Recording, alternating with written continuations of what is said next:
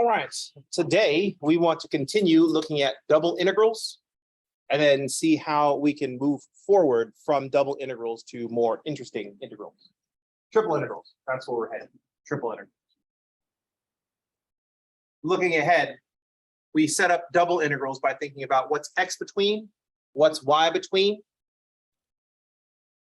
All we're going to do when we upgrade to a triple integral is we're going to say what's x between, what's y between, what's z between. And we're going to follow the same rules. The last integral has to be constants. The early integrals can be functions of upcoming variables.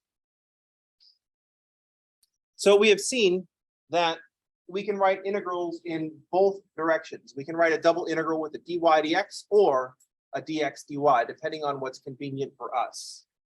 So far, both have been equally convenient, but that stops with this problem. One direction is going to be less convenient than the other direction. Dx dy and dy dx are going to be, one is going to be more difficult to set up. For those of you wondering why one is going to be more difficult to set up, take a look at the equation that I wrote, or the graph that I drew, and we have this parabola. And what we want to notice is that on the interval that we care about, on this interval in the x-axis, this function is not invertible. That's what's going to cause us some problems. So spoiler alert, what's so difficult about this? The function is not invertible on an interval that we care about. And we can see that it's not invertible because there is one y value that corresponds to two different x's. We can also see the direction where everything is going to work out just great. If I have 6x minus x squared, that's going to be the height all the way through. Start at 0, start at y equals 0, end at y equals 6x minus x squared. The inconvenient direction is when we go the other direction, when we have to go decide the left and right. So let's write down all the stuff that we know about this function and talk about some of the things that we can do to cope with this non-invertibility.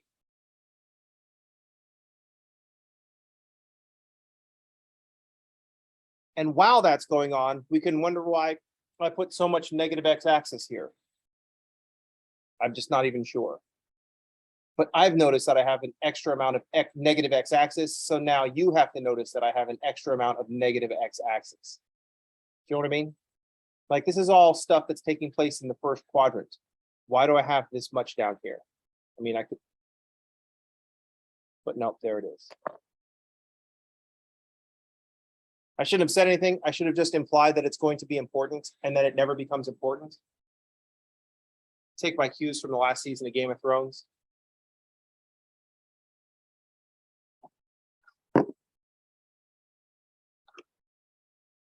If your D&D campaign falls apart, this is just future advice for the people that were running Game of Thrones.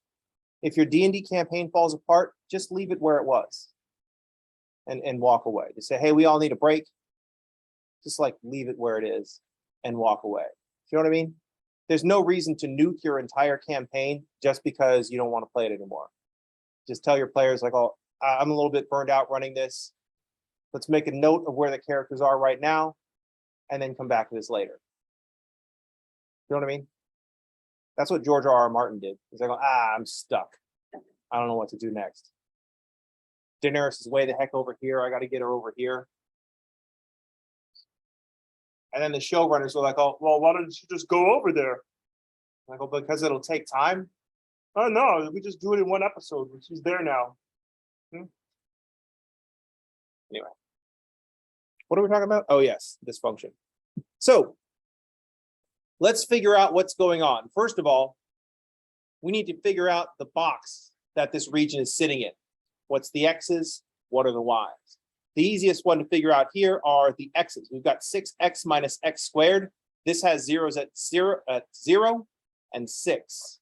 So we can see that there's a 0 at 0. And this will go up to 6.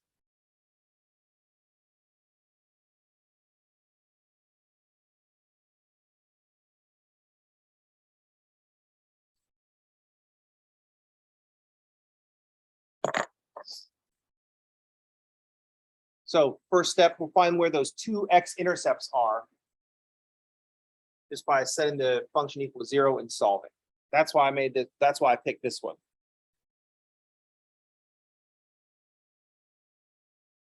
The other thing we're going to want to know is how high this goes. And here's the other reason I picked parabola, because now we have the x-intercepts. When the graph is a parabola, the vertex, the x-coordinate of the vertex will be halfway between the x-intercepts.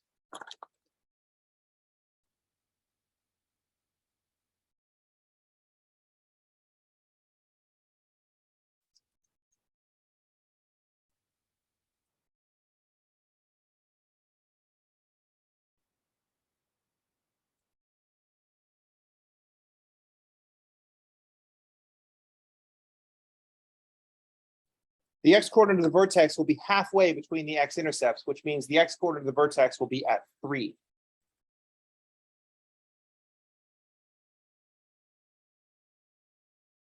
Once we have the x-coordinate of the vertex, we can just plug that into the function to find the y-coordinate of the vertex.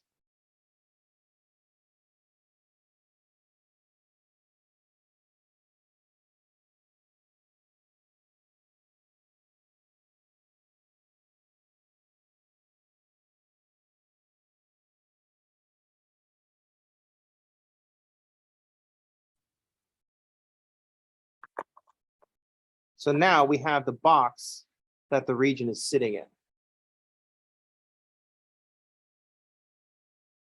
See, this is why this extra negative axis is really in the way.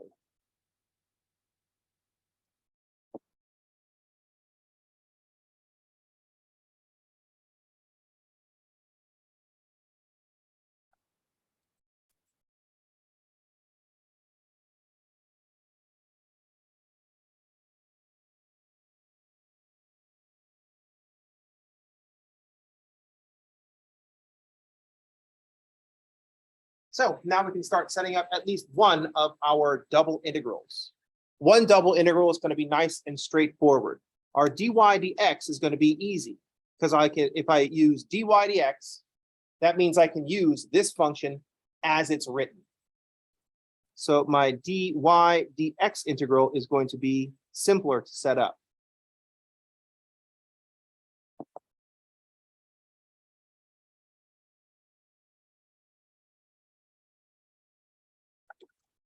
The reason that the dy dx integral will be easier to set up is that one of the boundaries is a function of x.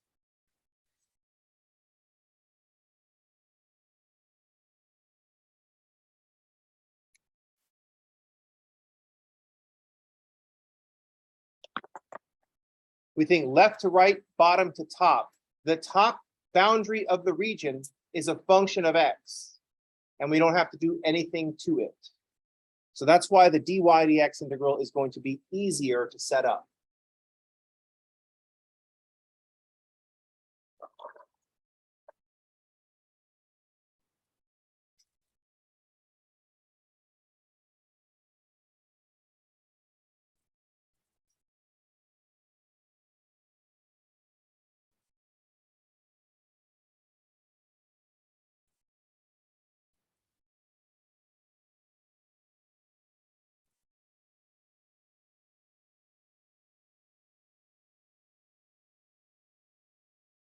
So the top boundary is one function of x.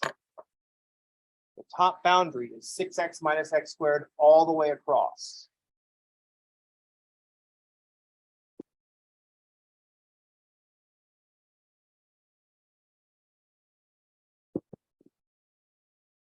So since we're doing the dy dx integral, that means the x has to be constants. The x integral has to be between constants.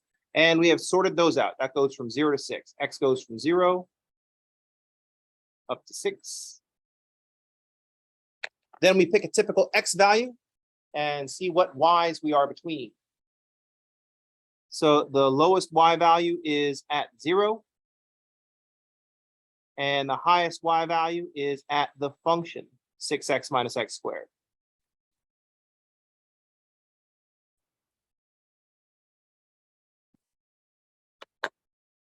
As predicted, the dy dx integral is going to be simpler to deal with.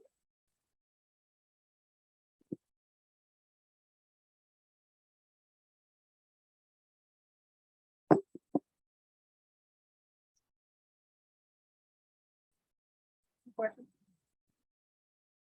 How's everybody okay?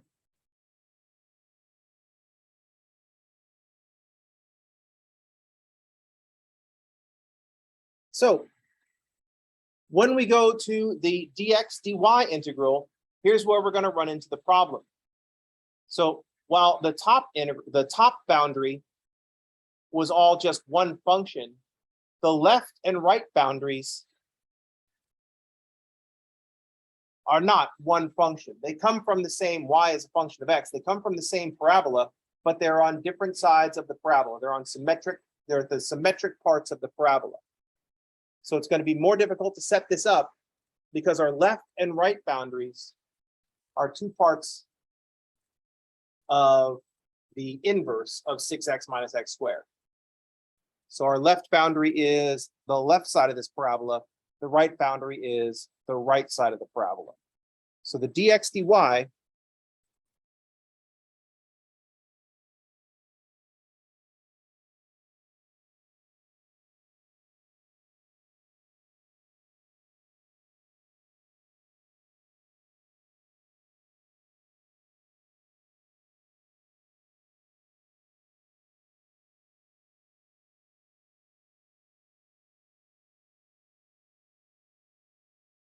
is going to be more difficult to set up because the left and the right boundaries are different parts of the non-invertible function.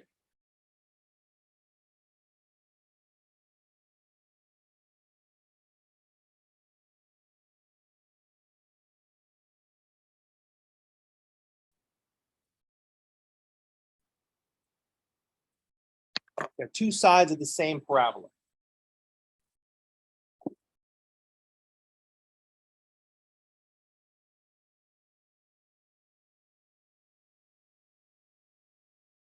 What we've been doing in the past is just taking our function, y is a function of x, and solving for x, finding the inverse of that function. But our function here is not invertible. But it's not invertible in the most convenient way possible for us. The not invertible part comes from the square, and that's just going to be taken care of with a plus or minus. But we can't sort it out with the function written in this way. In standard form, this ain't no good. It's hard to solve for x when there's x's all over the place. So what we're going to do is a little algebraic sleight of hand. I'm going to rewrite 6x minus x squared in its vertex form. That way the x only appears one time, and it's going to be easier to rearrange. So our vertex is at 3, 9. So I can rewrite my function y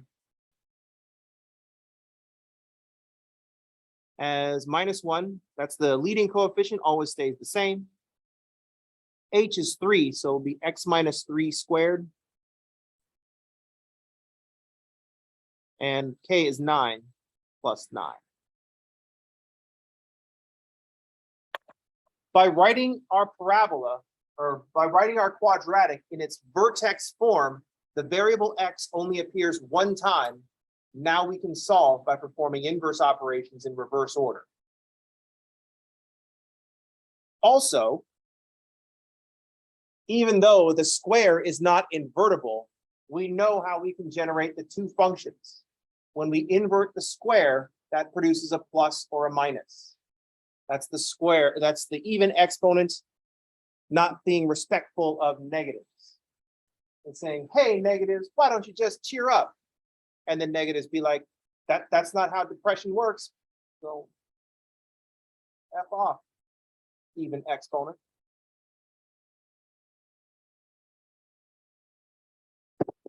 But now that we have this with one instance of x, we can invert this by doing inverse operations in reverse order. If we think about the order of operations that happen to turn the x into the y,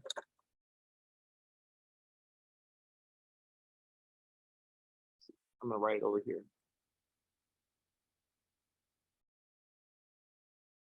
If we think about the order of operations that turns x into y, first, we subtracted 3. Second, we got -1 and times -1 and squaring. Exponents go first. Third, we multiplied by -1. And fourth, oops. We didn't subtract 1, we multiplied by -1.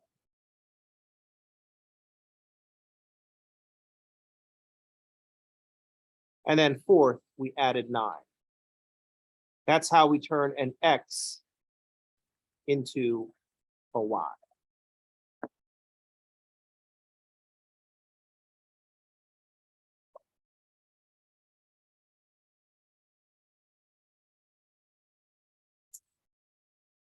So if we want to turn y into x, we're going to perform inverse operations in reverse order.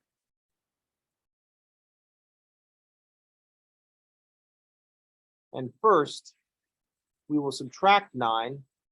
Second, we'll multiply by -1. I'm going to write divide by -1 to emphasize the inverse operations in reverse order. Third, we have to undo a square. This is where the plus and minus shows up. So plus or minus the square root. And fourth, we will add 3. Inverse operations in reverse order.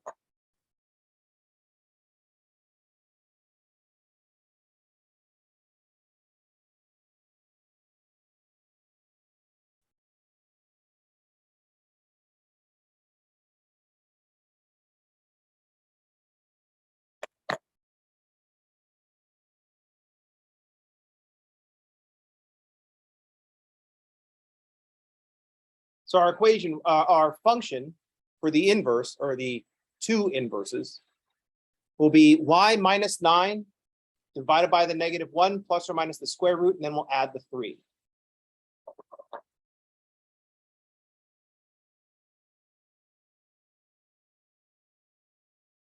I'm going to start with, we're going to write y minus 9. And then when we divide this by -1, that's just going to change the order. So I'm going to write 9 minus y. So I'll take 9 minus y, plus or minus the square root of 9 minus y, and then add 3.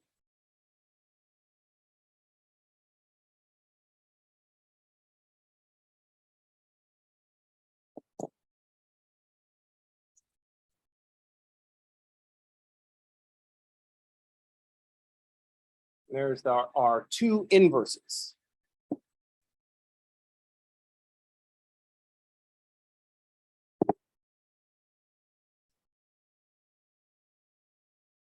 I bet you weren't expecting so much algebra today.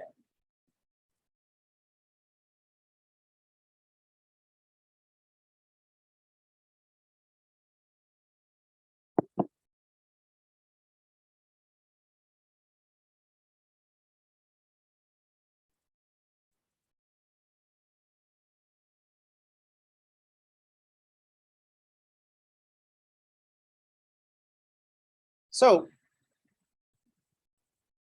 let's go back and, oh, I was going to write my other integral here.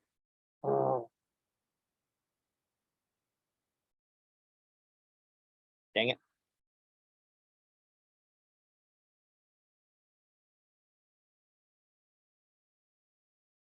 So we're going to write a dx dy integral.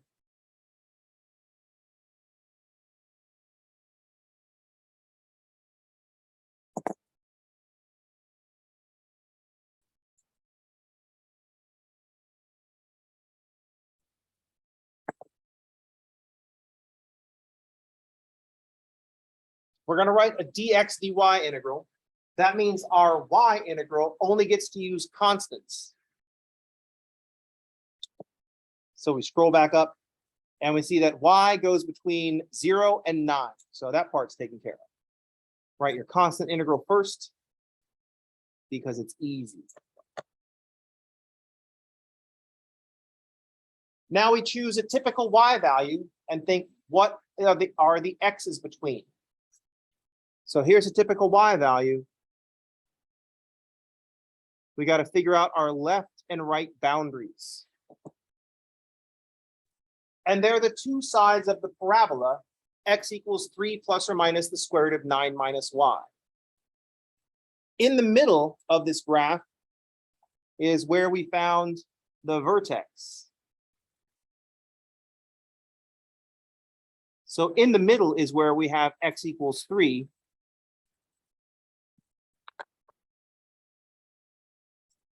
We know that parabolas are symmetric about a vertical line through the vertex. So on the left, that must be 3 minus the square root of 9 minus y. And on the right, that must be 3 plus the square root of 9 minus y. Because if we have 3 in the middle, the plus will make things bigger, so on the right, and the minus will make things smaller. So that'll be stuff on the left. So on the right side is where we have x equals 3 plus the square root of 9 minus y. And over here on the right, oh, other way around. Over here on the right is where we'll have 3 plus the square root of 9 minus y. 3 in the middle, plus some stuff. And then over here on the left, left. This must be 3 minus the square root of 9 minus y.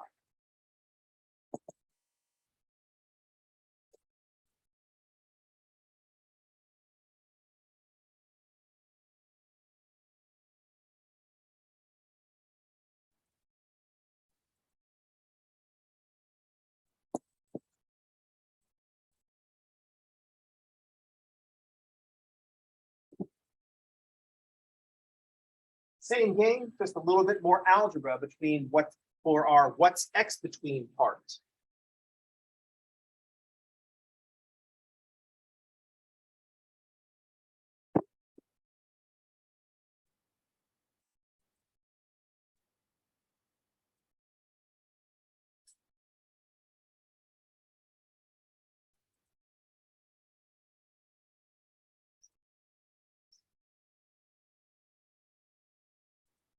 Questions?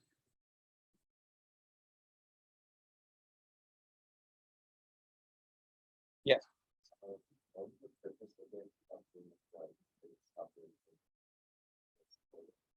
I needed to be able to write down the inverse of my original function, 6x minus x squared. I needed the inverse of that.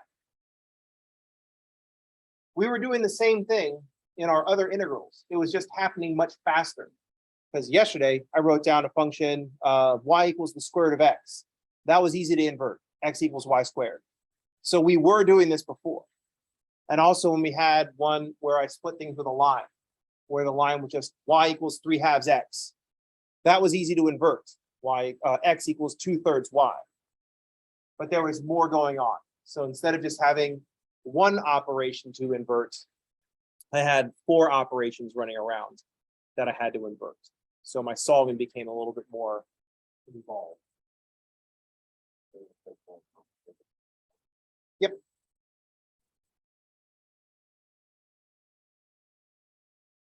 There's more involved in undoing that function, finding the inverse of the function.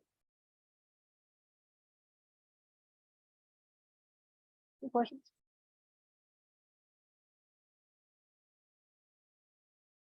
Now, if you think back to this problem, back in Calc 2, when everything was easy, and we weren't even allowed to use more than one variable, you'll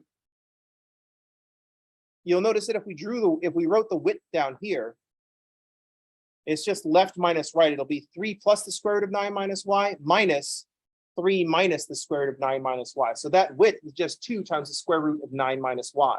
The 3's cancel out. That's the first thing that would happen if we integrated the function 1 to find the area of this region. The integral of 1 dx is x, evaluated from 3 minus to 3 plus. The 3's would cancel, and we'd end up with 2 square roots of 9 minus y.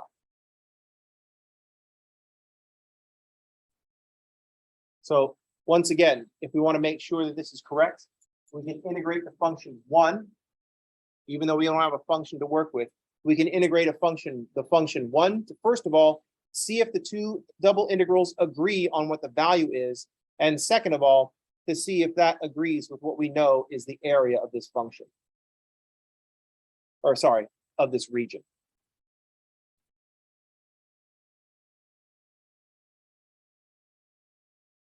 Good question. How's everybody okay? I should remind my calculus classes that, yeah, you've been through algebra, but how much algebra do you remember? And do you think of algebra the same way that I do?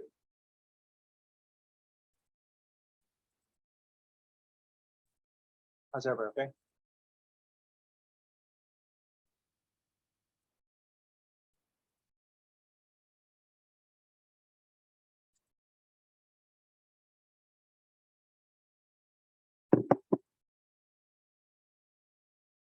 I also like to remind my calculus students that the only reason that I know all this calculus is because I'm older than all of you.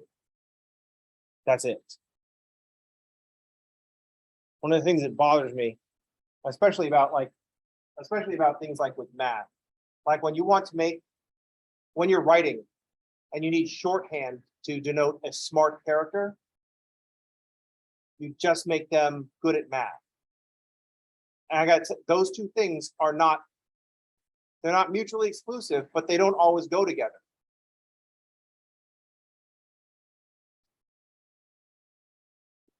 I say with a great deal of confidence that I'm not smarter than anybody in the room, partially because y'all are in your 20s, if you're even in your 20s, and I'm in my 50s. My brain has already started to degrade and work more slowly and forget stuff. You have like young, healthy brains that can absorb information much better than mine. You know what I mean? This is why I say don't listen to people my age about stuff that I have no way to know about. Like the last person that you should take like career advice from is me. The last time I applied for a job was before y'all were born, because I got this one and I just dug in like a freaking tick. It's like, all right, I guess this is what I'm going to be doing for the next 30 years, because that's how teaching jobs go, especially at the community college level. That's why it's really hard to get one of these jobs, because essentially you're waiting for someone to retire or Supreme Court style die. Yes.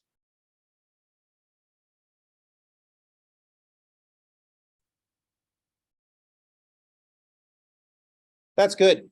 See, the big advantage, you might be in your 50s, but you're not giving up on your brain because you're still in school. You're in school actively working out your brain. It's just like physically, I'm falling apart because I'm not doing anything about it, right? But there are 50-year-olds that can go to the gym and do workouts and stuff. And they can do things like run and lift heavy objects and go upstairs without being winded. I prefer to think that I just have a broader interpretation of what counts as exercise. Like after this class, I have to go up to my office. It's up on the 3rd floor. We're on the 1st floor. I get to have exercise in the interim. Like all these people that are all in shape and healthy, it doesn't count as exercise for them just to go upstairs. But for me, I will be working out.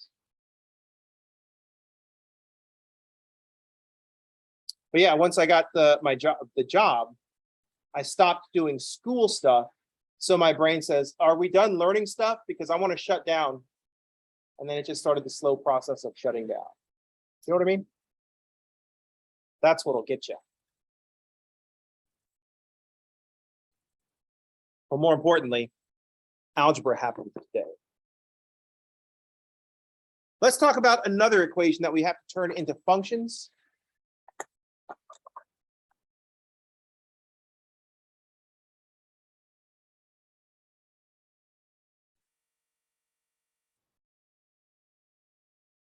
Let's put the center at the origin.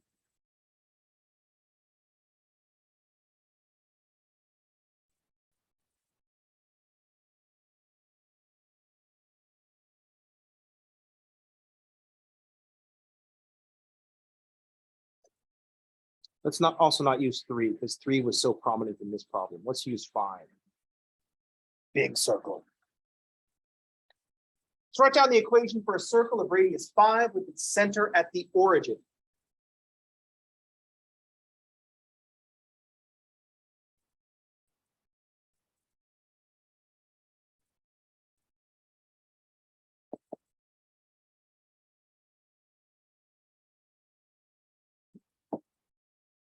So we have x squared plus y squared equals 25. What we know about this circle is that we can't write y as a function of x, and we can't write x as a function of y because of the plus or minus thing. It's the same reason that we didn't have an inverse in the previous problem.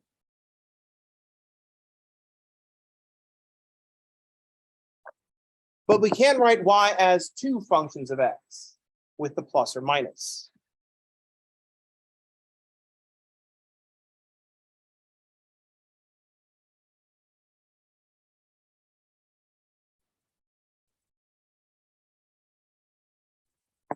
So I can write y equals plus or minus the square root of 25 minus x squared. And we can do the same for x.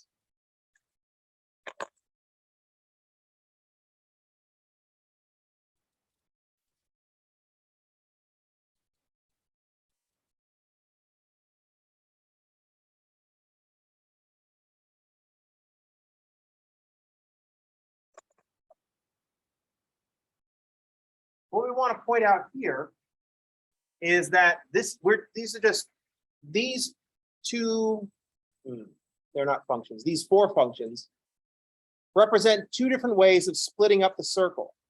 When we solve for y, we're breaking the circle into a top half and a bottom half. The plus square roots is the top half of the circle. I almost spelled equals wrong.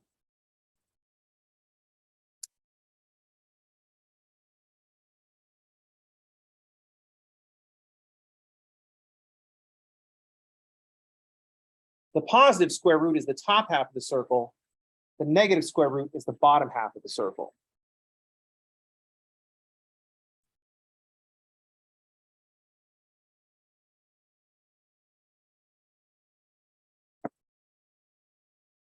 So there's the plus and minus square roots.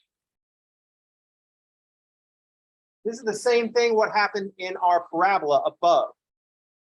The plus was the right half, the minus was the left half. And that's what we get over here on x equals plus or minus the square root of 25 minus y squared. The plus square root is the right half, the positive half of the circle.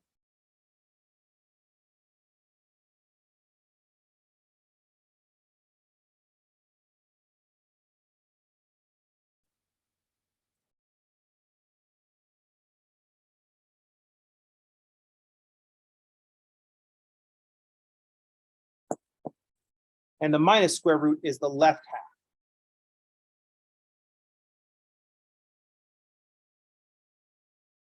Really, this is just a continuation of our previous example. The point was we wanted to invert a square, which is not invertible.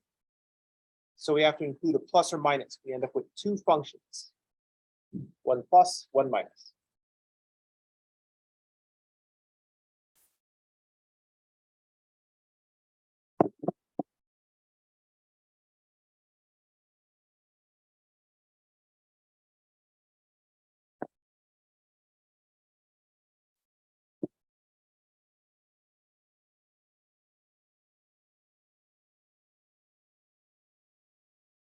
I also wanted to bring up inverse operations in reverse order,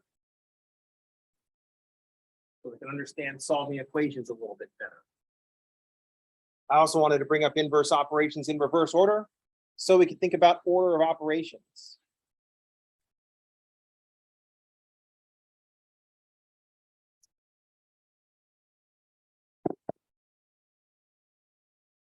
Any questions?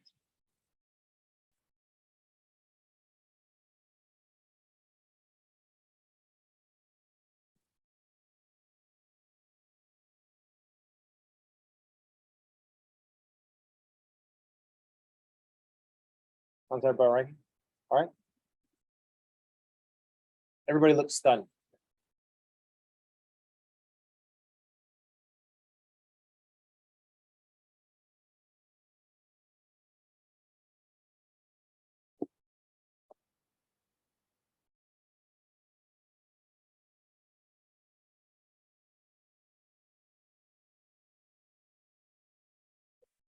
I know it wasn't me that passed stun on everybody because there's 4, 5, 6, 7, 8, 9, 10, 11. There's 12 people in the room. Stun is a variation of whole person, which is a 2nd level spell. And to get 9 people, I have to cast it at 11th level. And I don't have any 11th level spell slots left today. I mean, at all. Sorry. I got to keep a lid on that I'm cheating by having spell slots higher than 9.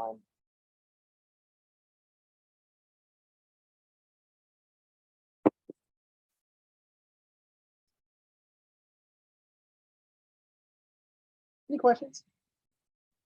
Comments? Deep thoughts?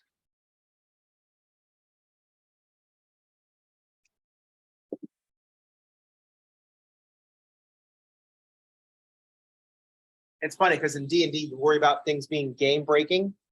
Meanwhile, one 17th level wizard with access to the wish spell, even if they never use it for its 9th level purposes, if they just use it to cast a 1st through 8th, any 1st through 8th level spell, 1 is not game breaking, it's world breaking.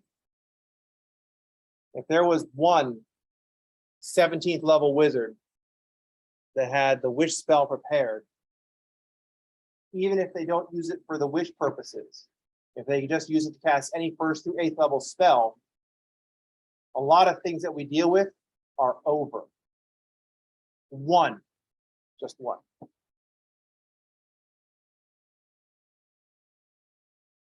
Like this problem where we don't want to feed everybody. There's plenty of food. We just don't want to feed people because that'd be hard. That would be over. Just teleport over there. Plant growth.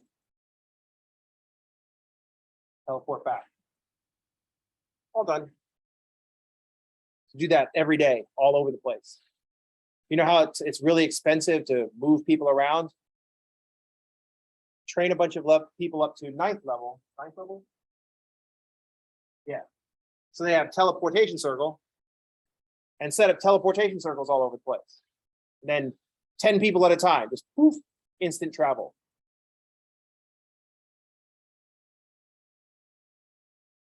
I think on my D&D game, teleportation spells are going to start causing smog.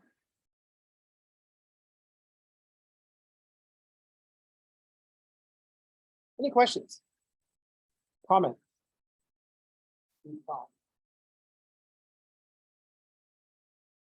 All right, so this was the exercise today. We wanted to do the same thing that we have been doing, just in a slightly more complicated fashion. Not really more complicated, just more steps.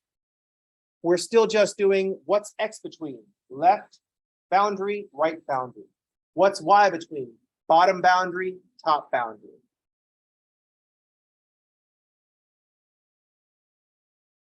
Tomorrow, we're going to upgrade this to include more variables. So we'll have left boundary, right boundary, bottom boundary, top boundary, front boundary, rear boundary. What's X between? What's Y between? What's Z between? And we're going to have it evolve into one of these problems here. That's going to do it for today. I will see you all on tomorrow. Everybody keep training your brain so it doesn't atrophy. Have a good day, and thanks for playing.